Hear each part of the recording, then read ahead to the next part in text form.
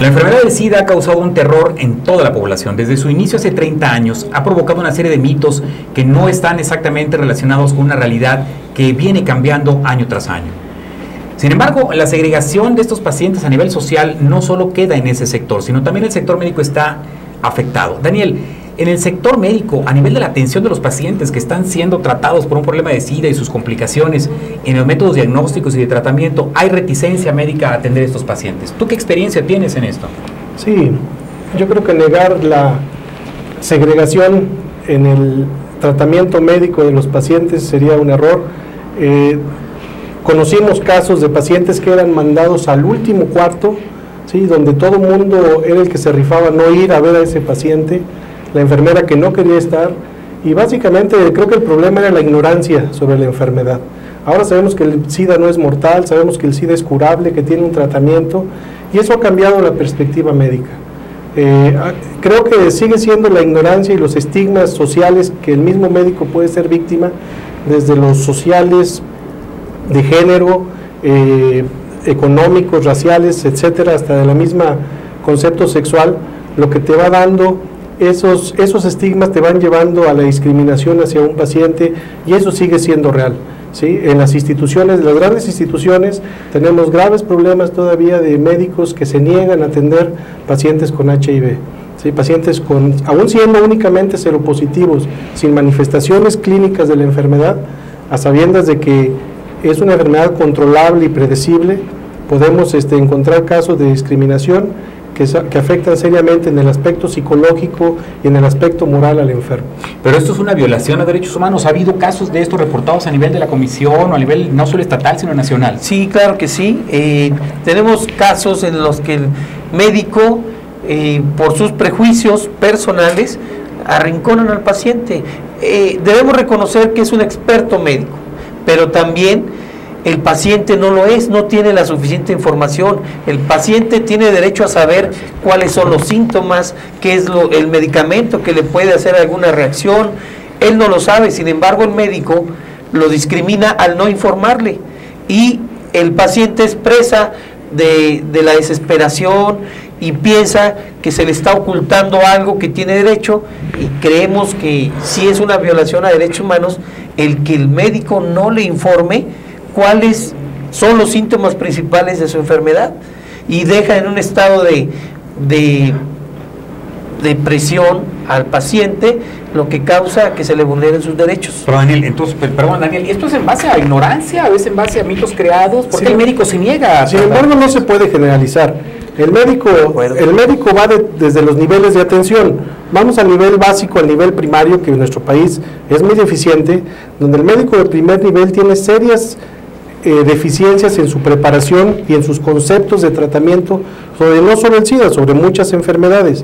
Sin embargo, cuando llegas a un segundo nivel de atención, donde hay gente con más preparación en determinados temas, el concepto va cambiando. Pero aún en los grandes hospitales, en los centros especializados, sigue habiendo reticencia a darle ese tratamiento. Volvemos a lo mismo, por esos prejuicios, por esos estigmas que te llevan a efectuar una discriminación, muchas veces inconsciente, que sin quererlo llevan al médico en forma involuntaria a violar los derechos humanos del enfermo. Sin embargo, eso no lo justifica. El médico y la enfermera deben de estar preparados desde el punto de vista estrictamente profesional para conocer cuál es la evolución y cuál es el mejor pronóstico para ese paciente en base a la información.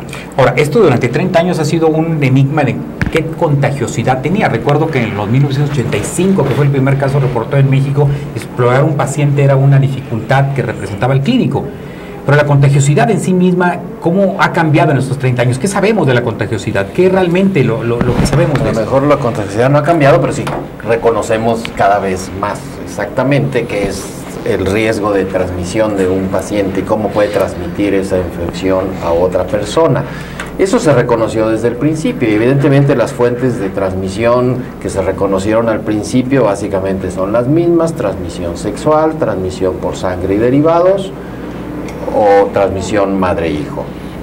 Eso se ha avanzado, a lo mejor no lo suficiente, como dice el doctor Acosta, pero sí, cuando menos en hospitales de segundo y tercer nivel, se tiende a discriminar menos en base a ese conocimiento. A lo mejor todavía falta mucho más a niveles de primer contacto, y en lo que también hay mucho que avanzar es en la información que se tiene que dar a los... También es obligación del médico dar la información. También hay que considerar, Johnny, sí, Dani, que la información a la población ha cambiado.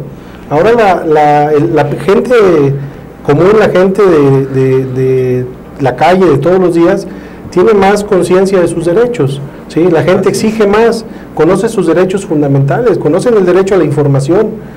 Entonces el médico estaba acostumbrado a tomar sus propias decisiones, ahora tiene que tomar en cuenta al enfermo informándolo. Entonces, lo que dice Luis Fernando, la contagiosidad no ha cambiado, el origen de la enfermedad no ha cambiado, sigue siendo la misma, pero ahora estamos ante una sociedad diferente, ante una sociedad más informada, ¿sí?, que exige más el respeto a sus derechos. No sé, Carlos, si estamos en el mismo tenor. Sí, absolutamente, doctor Daniel. Y sobre todo se extiende, no solamente es el médico tratante, sino también sus auxiliares, el enfermero, el de la camilla, la persona de intendencia, que cometen algunas actitudes de discriminación hacia el paciente. Entonces nosotros, a través de cursos de concientización, tratamos de difundir que son personas que tienen derechos, que tienen una enfermedad, pero a final de cuentas son personas. Afortunadamente tuvimos un evento hace 15 días con el Colegio de la Profesión Médica, que preocupados por este tipo de casos, pues bueno, atienden las sugerencias de la Comisión Estatal de Derechos Humanos. Se organizó un foro sobre los derechos de los pacientes y creo que tuvimos muy buena participación de personas que atienden en los centros de salud. Así es de que, sin generalizar, sí se están haciendo, nosotros reconocemos la labor que están haciendo algunas instituciones de salud, pero no es suficiente. Yo creo que de la mano tenemos que trabajar en este tema y solamente así vamos a avanzar. Sin embargo, desde el punto de vista de información de los derechos humanos, la gente tiene más información, tiene más concepto de derechos humanos, pero está comprobado en algunas sociedades, en estudios, que sigue habiendo contacto de sexo de hombres con otros hombres sin protección. Hay un problema grave de que los hombres que tienen relación con hombres tienen también sexo con mujeres sin protección. O sea, de alguna manera las campañas están todavía no logrando todos estos objetivos. O sea, el SIDA sigue estable, se ha aumentado, ha disminuido. Bueno, el SIDA ahí está y sigue en muchos países avanzando. En nuestro país actualmente el reconocimiento es, probablemente tengamos 140, 150 mil casos reconocidos por las autoridades de salud. Y lo que mencionaba, o sea, esas personas que tienen sexo con hombre y después sexo con mujeres, ha habido la transmisión ya a otras poblaciones, y entonces esto se ha generalizado. Y insistir, campañas de prevención a lo mejor no han permeado en toda la población. De acuerdo, vamos a un corte, regresamos en un momento en este programa A Tu Salud.